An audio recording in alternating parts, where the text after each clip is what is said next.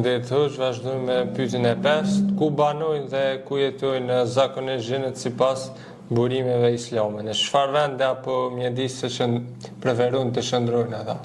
Subhanallahu el-azim.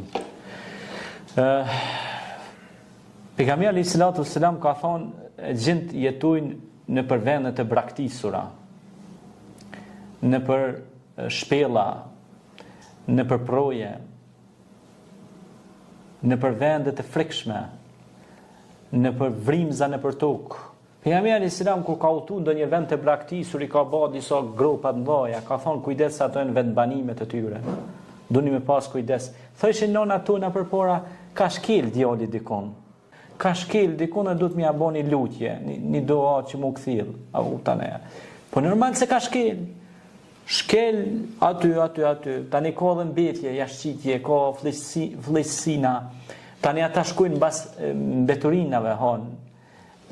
Papastërtia, aty ku ka papastërti rrin shajatin, rrin e gjin shajtan.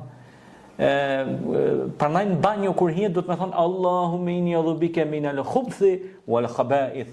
O Zot më ruaj nga papastërtia dhe gjërat e papastërta. Duaja vecis. Edhe futesh me komen e majt.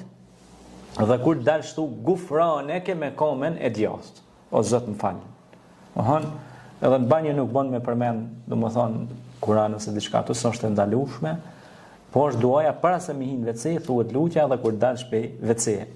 Dhe ata rrinë në për ambiente, pastaj ka pe gjenve zhytës.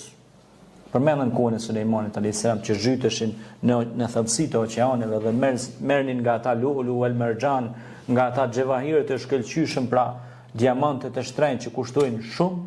Pastaj ka pas pe atyre pra që jetojshin në për thatësina, në për lagështina. Pejgamberi alayhis salam na tregon se ata ushqihen edhe me eshtrat e kafshëve, ushqihen me mbeturina, me hedhurina. Pastaj pejgamberi alayhis salam na ka mësuar që të kemi kujdes, mos të hedhim ujë nxehtë, pa bëu bismillah. Ata jetojnë në për vende të braktisura.